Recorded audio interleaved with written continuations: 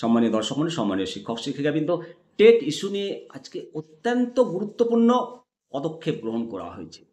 মাননীয় সাংসদ সৌমিত্র খা সহ পশ্চিমবঙ্গের সমস্ত সাংসদ মাননীয় প্রধানমন্ত্রী নরেন্দ্র মোদীজির সঙ্গে একান্ত বৈঠকে টেট সংক্রান্ত জরুরি যে বিষয় সেটা নিয়ে আলোচনা করা হয়েছে, অর্ডিন্যান্সের অনুরোধ করা হয়েছে এবং মাননীয় সৌমিত্র খা মহাশয় উনি মাননীয় প্রধানমন্ত্রীজিকে ওনার লেটার প্যাডে যাবতীয় তথ্য দাবিপত্র তুলে দেওয়া হয়েছে। আপনারা স্ক্রিনে দেখতে পাচ্ছেন, সেইটা চলছে। আপনাদেরকে পুরো দাবিপত্রটা পড়ে শোনাচ্ছি, অত্যন্ত গুরুত্বপূর্ণ, মনোযোগ সহকারে শুনবেন।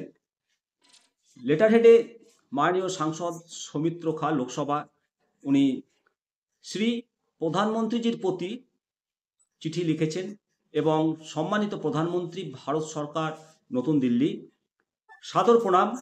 বিষয় 1 অক্টোবর 2025 তারিখের মাননীয় সুপ্রিম কোর্টের আদেশের আলোকে শিক্ষা মন্ত্রণালয় সম্পর্কিত 2011 সালের পূর্বে নিয়োগ বিজ্ঞপ্তির অধীনে নিযুক্ত শিক্ষকদের জন্য বাধ্যতামূলক টেট সংক্রান্ত আইনি হস্তক্ষেপের জন্য জরুরি অনুরোধ।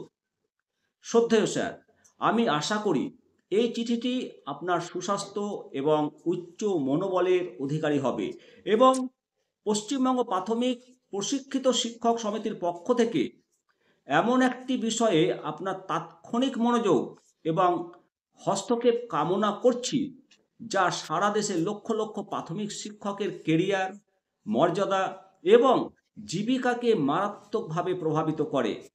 মাননীয় সুপ্রিম কোর্ট 1 অক্টোবর 2025 তারিখে বিচারপতি দীপঙ্কর দত্তের ডিভিশন বেঞ্চের আদেশে নির্দেশ দিয়ে থেকে শিক্ষাগত যোগ্যতা টেট প্রথম থেকে অষ্টম শ্রেণী পর্যন্ত কর্মরত সকল শিক্ষকের জন্য বাধ্যতামূলক হিসাবে বিবেচিত হবে, যারা 2011 সালের আগে জারি করা নিয়োগ বিজ্ঞপ্তির অধীনে বহু বছর ধরে অবিচ্ছিন্নভাবে চাকরি করা শিক্ষকরাও অন্তর্ভুক্ত থাকবেন। যদিও আমরা মাননীয় সুপ্রিম কোর্টের রায়ের প্রতি সর্বোচ্চ শ্রদ্ধা রাখি এবং স্কুল শিক্ষার মান বৃদ্ধির লক্ষ্যে পরিচালিত প্রচেষ্টাকে পূর্ণ সমর্থন করি, বর্তমান পরিস্থিতি শিক্ষকদের একটি বৃহত্তর অংশের মধ্যে গভীর অনিশ্চয়তা এবং কষ্টের সৃষ্টি করেছে, যাদের চাকরির শর্তাবলী টেট প্রবর্তনের অনেক আগেই নিষ্পত্তি করা হয়েছিল। মনে রাখা উচিত যে 2011 সালের আগে মাননীয় কলকাতা হাইকোর্টের বিচারপতি এস নাজেরের রায় অনুসারে এনসিটি অনুমোদন না থাকার কারণে কিছু প্রশিক্ষণ সনদপত্র অবৈধ ঘোষণা করা হয়েছিল। সৃষ্ট অসুবিধার কথা স্বীকার করে সংসদ 2011 সালে একটি অর্ডিন্যান্স জারি করে, যার ফলে ক্ষতিগ্রস্ত পিটিটিআই প্রশিক্ষিত শিক্ষক এবং ছাত্রছাত্রীরা যারা ইতিমধ্যে 50% নাম্বার পেয়ে উচ্চ মাধ্যমিক পাশ করেছেন এবং 1 বছরের ব্রিজ কোর্স অংশ নিতে এবং তাদের যোগ্যতা 2 বছরের ডিএলএড উত্তীর্ণ করতে সক্ষম হন, যেটা এনসিটির নিয়মের সঙ্গে সঙ্গতিপূর্ণ।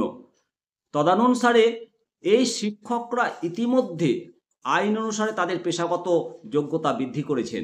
তা সত্ত্বেও 2011 সালের আগে নিয়োগ বিজ্ঞপ্তির অধীনে নিযুক্ত শিক্ষকরা যারা সেই সময়ে অনুষ্ঠিত নিয়োগ পরীক্ষায় যথাযথভাবে উত্তীর্ণ হয়েছিলেন, তাদের চাকরি ধরে রাখার জন্য এখন আবারও টেট পরীক্ষায় অংশ নিতে বলা হচ্ছে।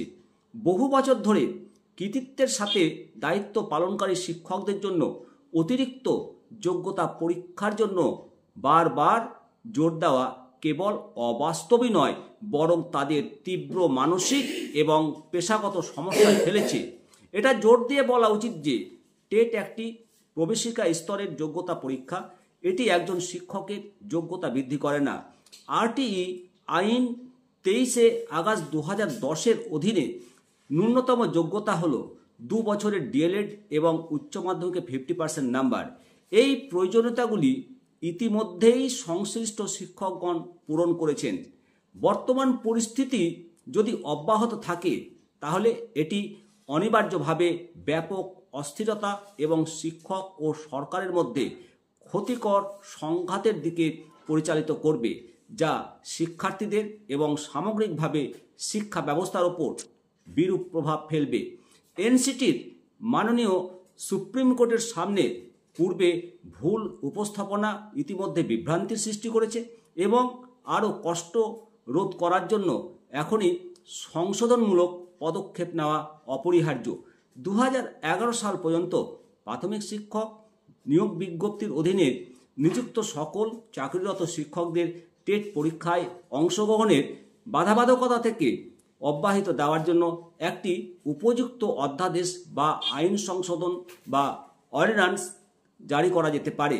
শ্রদ্ধেয় মহাশয়, আপনার সহানুভূতিশীল এবং দূরদর্শী নেতৃত্ব কেন্দ্র সরকার সর্বদা শিক্ষকের মর্যাদা সমুন্নত রেখেছে এবং তাদের জীবিকা নির্বাহের সাথে সম্পর্কিত বিষয়গুলোতে সংবেদনশীলতা এবং ন্যায় বিচারের সাথে সাড়া দিয়েছে। আমি নিশ্চিত বলতে পারি যে আগামী মাসগুলোতে সমগ্র পশ্চিমবঙ্গে সমগ্র শিক্ষকদের কাছ থেকে পূর্ণ ও প্রাণের সমর্থন আসবে। তাই লক্ষ লক্ষ শিক্ষক এবং তাদের পরিবারের মধ্যে তাৎক্ষণিক ত্রাণ প্রদান এবং আস্থা ফিরিয়ে আনার জন্য আমি আপনার সহৃদয় হস্তক্ষেপের জন্য আন্তরিকভাবে অনুরোধ করছি। তাই এই বিষয়ে মাননীয় শিক্ষামন্ত্রীর কাছে বিনীত অনুরোধ, পশ্চিমবঙ্গের সদস্য সাংসদ হিসাবে এই বিষয়টি জরুরি বিবেচনার জন্য আমি আপনার কাছে কৃতজ্ঞ থাকব। আপনার বিশ্বস্ত সৌমিত্র খান। অবশ্যই সমস্ত শিক্ষক মণ্ডলী, যে পত্রপাঠ আপনারা শুনলেন এটি নিঃসন্দেহে অত্যন্ত বলিষ্ঠ পদক্ষেপ এবং মাননীয় সৌমিত্র খান সহ আমাদের পশ্চিমবঙ্গের সমস্ত সাংসদদের অসংখ্য অসংখ্য ধন্যবাদ। আপনারা যে পদক্ষেপ গ্রহণ করেছেন, অবশ্যই আমাদের প্রধানমন্ত্রীজি সমস্ত বিষয়টা অনুধাবন করবেন এবং পশ্চিমবঙ্গ সহ সমস্ত ভারতবর্ষের প্রাথমিক যারা প্রথম শ্রেণী থেকে অষ্টম শ্রেণীতে শিক্ষকতার পেশায় নিযুক্ত আছেন, তাদের সেই মহান পেশাকে সুরক্ষিত রাখতে উপযুক্ত পদক্ষেপ গ্রহণ করবেন। কারণ শিক্ষাই জাতির মেরুদণ্ড, আর সেই মেরুদণ্ড তৈরি করে শিক্ষক সমাজ। অবশ্যই আপনাদের মূল্যবান মতামত দেবেন। ভালো থাকবেন। জয় হিন্দ, জয় ভারত।